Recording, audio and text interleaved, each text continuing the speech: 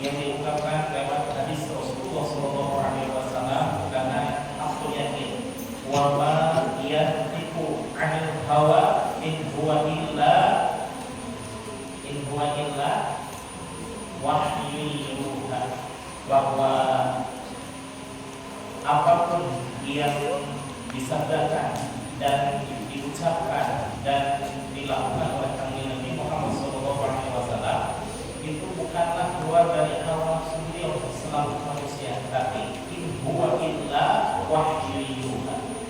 Bagaimana ungkapan kegagaman Allah melalui sabdanya Rasulullah SAW dalam salah satu hadis, ternyata terungkap bahwa dengan dijadikannya kita sebagai hamba Allah dan umat Rasulullah SAW, ternyata menurut hadis ini bukan saja kita jauh lebih baik daripada umatnya Nabi sebelum kami Nabi, tapi alhamdulillah kita lebih baik daripada para kanjeng Nabi sebelum kami Nabi Muhammad SAW. Bagaimana hadisnya? Tafakkar sa'atan, berpikirnya kita sesaat, hadir ke majelis taklim yang membicarakan ada 3 hadis ya, 1, 2, 3, 1 tahun, 7 tahun, 1000 tahun. Nah, hadis yang pertama khusus pembahasan tentang ma'rifatullah. Tafakkar sa'atan, berpikirnya kita di majelis taklim yang membicarakan masalah ma'rifatullah, khairul laka, jauh lebih baik untuk yang hadir ke majelis taklim tersebut, min ibadati alfi amin, lebih dahsyat, lebih baik, lebih berkah ketimbang orang yang beribadah 1000 tahun. Yang satu-satunya beribadah 1000 tahun siapa? Ada siapa itu? Nah, Nabi Adam alaihi salam. Katakanlah aku yakin yang akan menjadi seorang nabi, seluruh hidupnya selama 1000 tahun baik siang malam itu diisi dengan ibadah kepada Allah Subhanahu wa taala, tidak ada maksiat sedikit pun kecuali di Allah kehidupan di surga. Nah, kata Nabi, orang yang datang ke majelis taklim itu lebih baik daripada orang yang beribadah 1000 tahun. Berarti siapa yang 1000 tahun? Kami Nabi Adam alaihi salam, bukan umat Nabi Adam. Salah satunya Qabil dan Habil ya, yang kurbannya diterima oleh Allah, dan salah satunya Qabil itu menjadi orang yang mendapatkan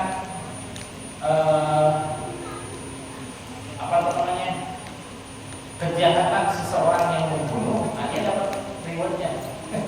Setiap yang membunuh, dosanya 1 bagi dia, dosanya 1 bagi dia, satu bagi dia, masya Allah ya. Nah, kita nih orang yang hadir sesaat pada amal, sebentar di majelis taklim, khairum min ibadati alfi amin, lebih baik daripada orang yang beribadah 1000 tahun. Masya Allah. Alhamdulillah wa syukurillah, ini adalah penghargaan Allah dan Rasulullah kepada orang-orang yang begitu cinta taklim. Walaupun tidak semuanya kan diamalkan ya, ada kalimat-kalimat yang bukan ilmu pengetahuan ya, semacam jodoh-jodoh lah untuk mencairkan suasana, itu mah hanya sampingan ya. Tapi ketika dibahas masalah ilmu pengetahuan, khususnya masalah ma'rifatullah, masya Allah, itu dahsyat yang luar biasa, lebih dahsyat ketimbang orang yang beribadah 1000 tahun. Jadi menurut hadis ini, alhamdulillah wa syukurillah, kita dijadikan sebagai umat Nabi Muhammad yang kebaikan-kebaikannya melebihi nabi-nabi sebelumnya. Alhamdulillah. Ini bukan berarti kita hebat, bukan. Karena Allah menitipkan kehebatan kepada Nabi Muhammad, berhubung kita umatnya Nabi Muhammad, ya kehebatan itu tercipta kepada kita, masya Allah. bagaimana sujud syukurnya kita kepada Allah Subhanahu wa taala dijadikan sebagai hamba Allah dan umat Rasulullah sallallahu alaihi wasallam. Salah satunya mengungkapkan ucapan alhamdulillah sebagai ungkapan rasa syukur kehadirat Allah Subhanahu wa taala. Bagaimana terima kasih kita kepada Rasulullah? Ungkapkan saja sholawat. Salah satunya Allahumma sholli ala nabiyil hashimi Muhammadin wa ala alihi wa sallim taslima. Allahumma sholli wa sallim wa barik alaihi. Nah, kebetulan di sini Syekh Ahmad Shalih Al-Wabatajul Arifin atau Bang Sahabat kemarin belum selesai ya. Di dalam bab ini menerangkan bagaimana bermakrifat kepada Allah dan dengan cara apa makrifat itu terbuka untuk kita sekalian. Karena Allah itu tidak menghijab dirinya sendiri, tidak. Yang menghijab dirinya sendiri justru kitanya. Seperti halnya ada orang yang sakit mata, kemudian karena untuk menghindari rasa jijik orang lain, dia pakai kacamata keluar siang-siang. Wih, ini matahari itu gelap yang siang ini bang. Itu matahari yang tidak memancarkan cahaya, apa dia yang menghijab dirinya sendiri? Menghijab dirinya sendiri, kan seperti itu ya. Jadi matahari segitu terang-terangnya gitu ya. Sementara matahari kita tutup ya kayak matanya terang otomatis. Oh ini gelap apanya? Justru dia yang menghijab dirinya sendiri. Ada yang terhijab oleh dirinya sendiri, ada yang memang dia membiarkan hijab itu tidak terbuka. Kalau seandainya terbuka, semua hijab-hijab, masya Allah. Jadi wali-wali Allah ini. Jadi subhanallah ya. Hijab itu menghalangi diri sendiri untuk menerima pancaran hidayah dari Allah Subhanahu wa taala. Di dalam surah Al-A'raf Allah menyatakan innallaha yahulu bainal mar'i wa qalbi. Sesungguhnya Allah Subhanahu wa taala ketika berinteraksi dengan manusia wa qalbi itu dengan hatinya. Masya Allah. Maka hadirin jamaah sekalian, jaga betul kita punya hatinya, jaga kebersihannya, jaga kebenarannya, jaga kesuciannya. Bagaimana kita menjaga kesucian hati? Bukan berarti kita harus minum susu soda tiap hari supaya hati dan kalbu kita bersihkan. Itu mah fisik, itu mah. Kalau itu mah bolehlah, jangan diminum sendirian. Antarkan ke rumah CI 801. Nah, bagaimana cara untuk membersihkan makrifatnya qalbi, makrifatnya qalbu kita hadirat Allah Subhanahu wa taala? Selain ada tiga sikap di dalam untuk bermakrifat kepada Allah. Pertama, ingat huruf hijaiyah ya, huruf hijaiyah. Pertama, huruf hijaiyah itu apa? Alif. Dua, tiga, empat, nah, lima ini, lima apa? Nah, jim, ha, ko, tapi dibalik. Jim, ha, ko, jadi ko, ha, jim. Ko itu takholi. Takholi itu mukhaliyatun nafsi an sifatil madhumati. Mengosongkan hati dari sifat-sifat madhumah, sifat-sifat yang tercela, dikikis habis, dibersihkan. Jangan sampai sifat-sifat tersebut nempel di dalam kita. Karena dengan membiarkannya sifat tersebut nempel di diri kita, nah, itu berarti berpeluang untuk membiarkannya hijab itu menutupi diri kita sendiri, sehingga kebenaran tidak terungkap, kebenaran tidak akan sampai ke dalam kolbu seseorang yang kolbunya itu dihijab oleh dirinya sendiri. Apa yang dihijab diri sendiri? yang membiarkan sifat-sifat madhumah, sifat-sifat rasa ada di dalam dirinya. Sifat mana itu? Ya semua sifat yang dirasa jeleknya, sombong, hatiku, besar kepala, besar hati, tinggi hati, sombong, sum'ah, riya dan lain sebagainya. Maka ketika seseorang berusaha untuk menghilangkan sifat-sifat tersebut, itu artinya orang tersebut sedang berusaha untuk membersihkan dirinya sendiri, mendekatkan dirinya kepada Allah, mengikuti sunnah Rasulullah, dan berusaha dirinya agar tersikap semua tidak. Bagaimana itu cara menghilangkannya? Bagi kita gampang ya. Gampang sekali. Bagaimana? Memang teorinya super gampang, tapi prakteknya ini dia. Prakteknya itu yang penting. Ibu-ibu, gimana? Sudah ditalkin?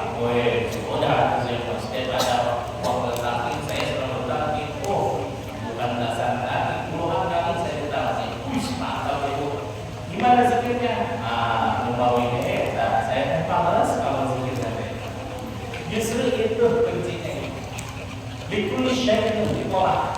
Segala sesuatu itu ada alat pembersihnya. Alat untuk membersihkan rambut yang gatal apa? Sampo. Alat untuk membersihkan mulut yang asam apa?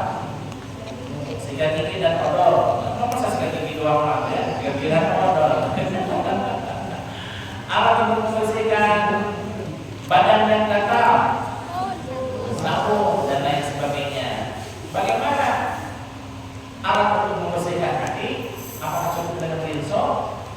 Innalillah itu sama dengan nyawa-nyawanya. Kalau gitu banyak di dalam hati katanya rinso bisa membersihkan segala noda dan kotoran. Hati itu banyak kotoran mandir. Misalnya rambut jadi gitu ya, hilang kotorannya berikut nyawa-nyawanya. Wasiqalatul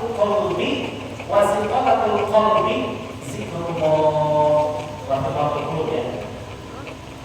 Likulli syai'in thiqalah, dan segala sesuatu itu ada alat pembersihnya. Wa liqalatul qulub zikrullah, dan alat untuk membersihkan hati tiada lain dan tiada bukan adalah zikir kepada Allah. Bagaimana zikir bisa membersihkan hati? Saya diskusikan sedikit. Katakanlah ada seseorang yang ingin memindahkan air ke baknya di rumah. Kebetulan air itu ada di danau, dan jarak antara rumah ke danau itu katakanlah 1 kilo gitu ya. Nah kebetulan dia tidak membawa ember yang utuh, hanya ada ember yang bocor-bocor kiri kanan, apalagi bawahnya bocor.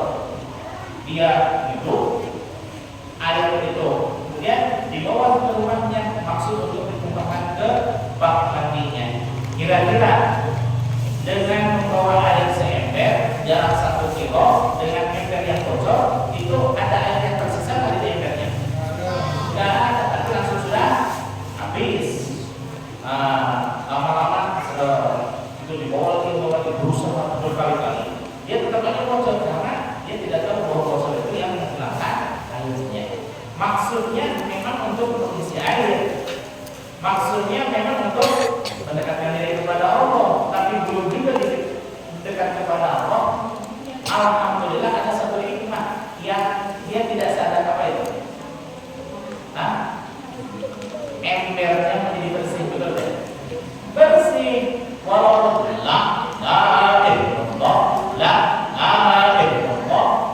dengan zikir seperti itu, memang kalau Nabi dan waliullah berzikir seperti itu, segala hasratnya tercapai.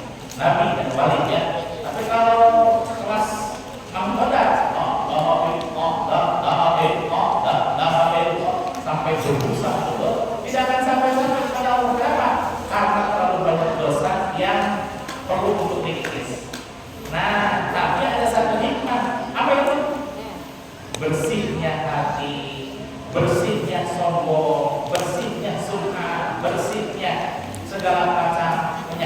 Wahyu yang tanpa dia sadari. Padahal maksudnya mengkodar itu untuk mendekatkan diri kepada Allah, tapi dekat kepada Allah tidak. Tapi alhamdulillah ada lumayannya. Apa lumayannya? Bersihnya qalbu, subhanallah ya. Walaupun ya jangankan kita lah, Nabi aja ada tantangannya, betul tidak? Nabi coba lihat dari sejarahnya, apakah semua ucapan Nabi diterima oleh umatnya? Tidak, ya. Jangankan umat yang sudah muslim, jangankan umat yang non muslim, yang muslim saja berani ada yang tidak mengakui ucapan Rasul, betul tidak? Dengan adanya Abdullah bin Sabah, pemimpin kaum munafik, dengan adanya Musailamah al-Kadzab, nabi palsu, ada dengan adanya Tuwailah al-Asadi, nabi palsu juga. Itu kan berarti tantangan seorang nabi tidak semuanya mulus. Bahkan karena paling tingginya keimanan Rasulullah SAW, ujiannya ecek-ecek apa paling besar? Paling besar. Kenapa? Ujian itu berbanding dengan keimanan. Jadi kalau keimanannya biasa-biasa, ya biasa-biasa aja. Kalau ingin menjadi orang baik, gampang. Ingin menjadi orang baik, gampang. Kenapa? Asal kita mendengar ceramah, mendengar nasihat, mendengar khotbah, dilaksanakan menjadi orang baik. Tidak ada tantangannya. Kenapa? Tidak bersinggungan dengan orang. Betul nggak? Jadi orang baik, gampang. Tapi menjadi mengajak orang supaya menjadi baik, tantangannya lebih besar atau kecil? Lebih besar. Kenapa?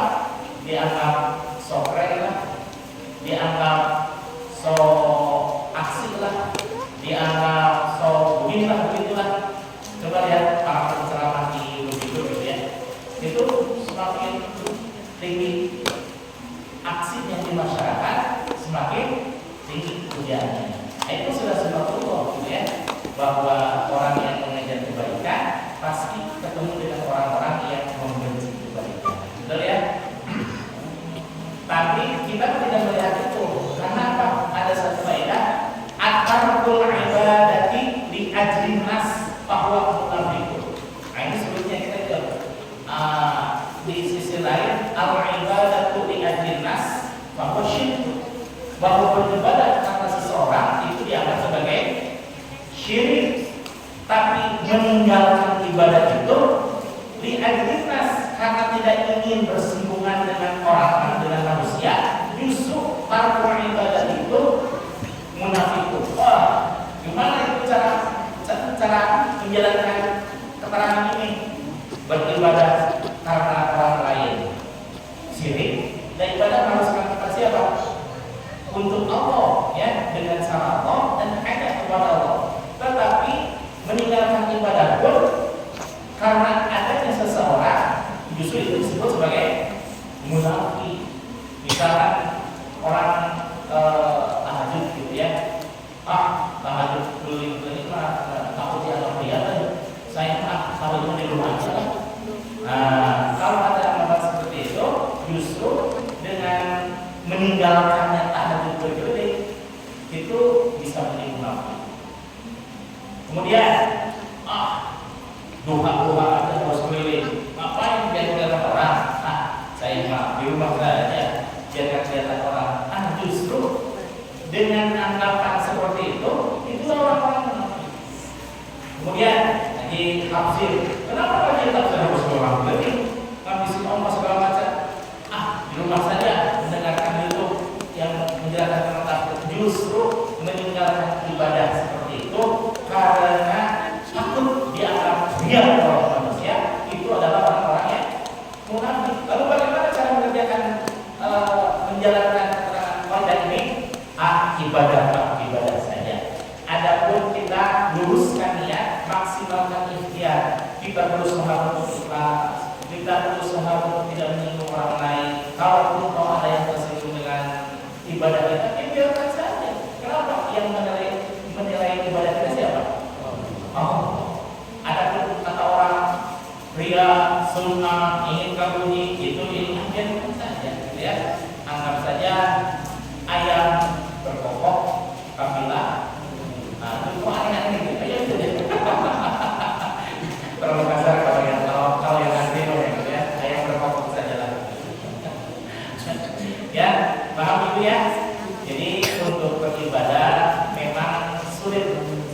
ibadah saja sulit, tapi sedikit kalau jadi kalau umat Islam beribadah itu dibiarkan.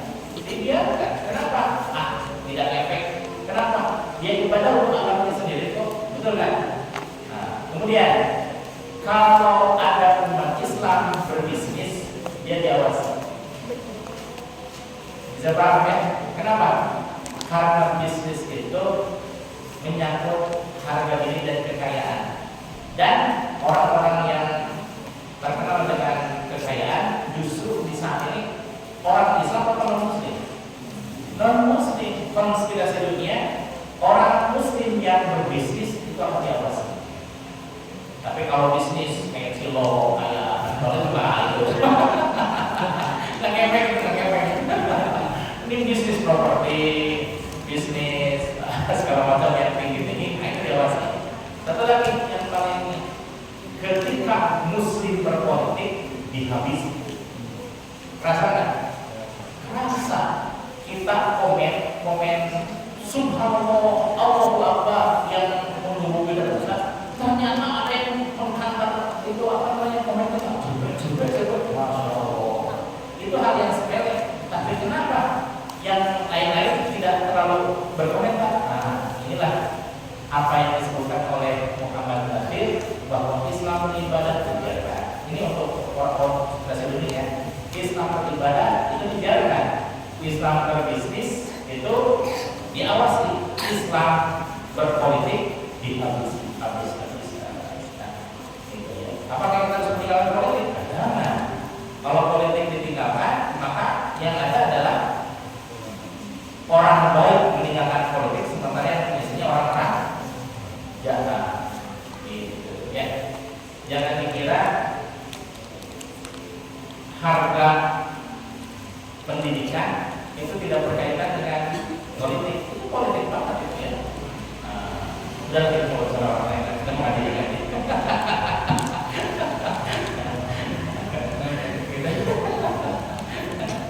Begitu ya.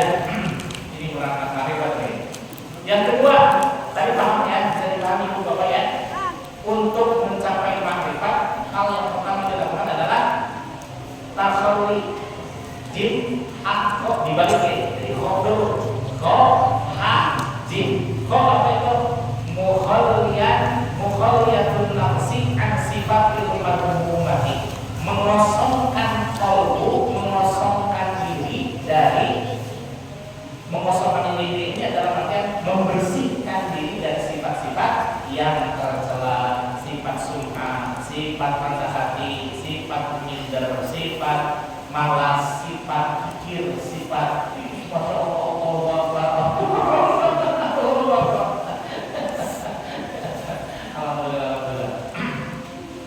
Ini alhamdulillah pucuk di kita bulan tiba dan bagaimana kalau aja.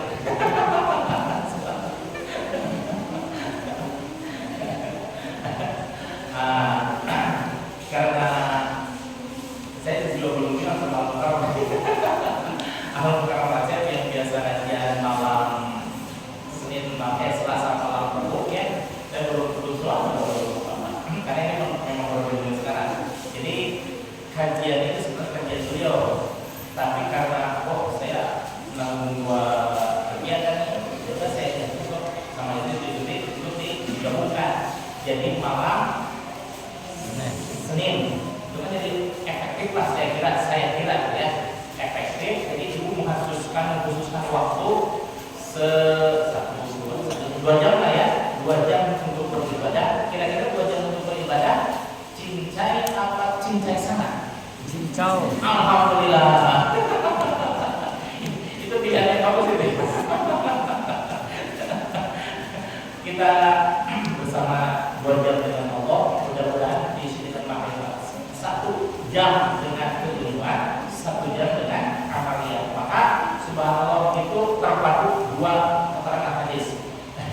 Yang pertama, al-ilmu bila amalin, as-sajar bila thamar, as-syajar bila thamar. Ilmu yang tidak dimanfaatkan, ilmu yang tidak maksudnya ilmu yang tidak bermanfaat gitu ya, tidak diamalkan artinya seperti halnya pohon yang tidak berbuah. Tapi di sisi lain kita beramal, tapi beramal tanpa ilmu. Nah, walaupun kata kita tersebut, waman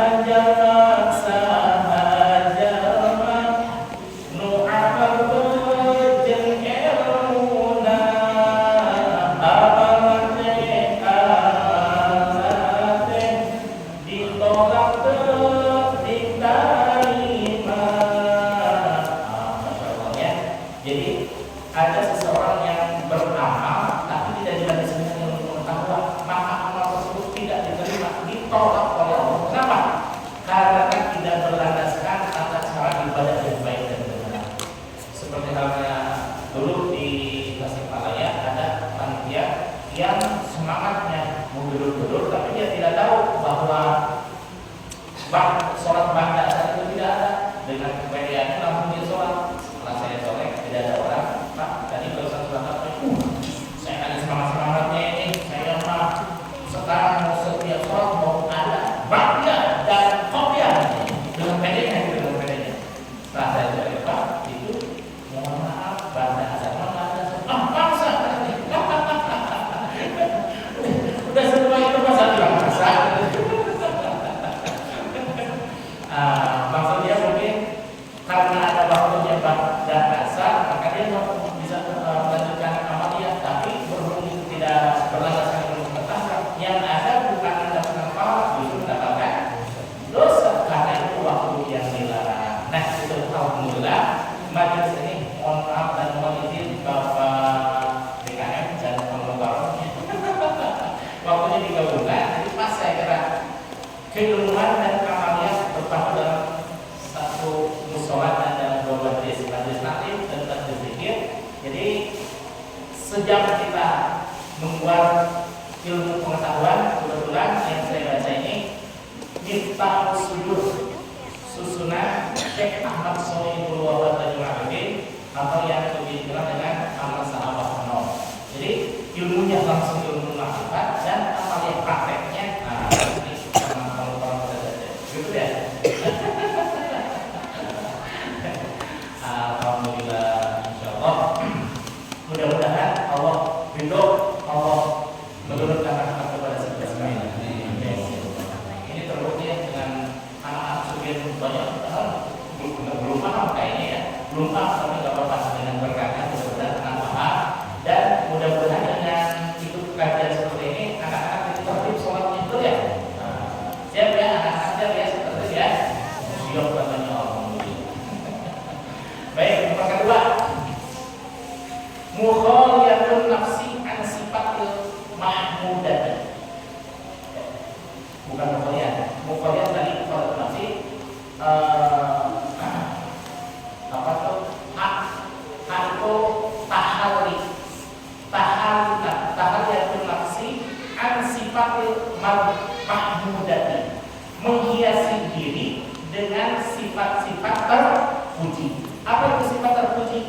Mujahadah, bersungguh-sungguh dalam beribadah, bersungguh-sungguh dalam mencari ilmu, bersungguh-sungguh dalam meningkatkan iman dan takwa kepada Allah Subhanahu wa taala.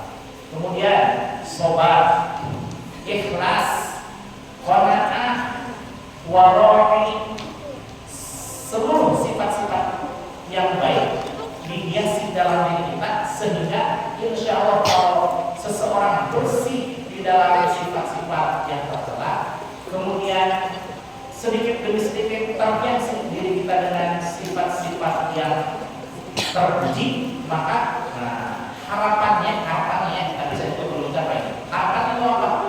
Harapannya menjadi tajalli. Apa itu tajalli? Tajalli adalah mengosongkannya diri kita dari keinginan-keinginan selain keinginan hanya satu, apa tuh? Keinginan berdekatan dengan Allah. Nah, ini dulu yang intinya.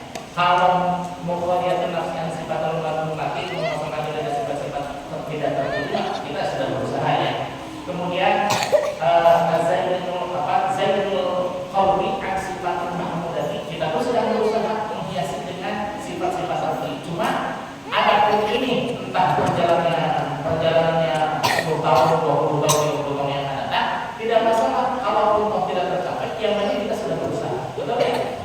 Usahanya itu yang dirilai oleh Allah. Ada pun tercapai atau tidak tercapainya, bisa jadi dalam kata Allah tarik diri kita, sehingga bukan diri kita yang berusaha untuk bermakrifat, justru Allah sebaliknya ingin dimakrifati oleh kita. Luar biasa ya.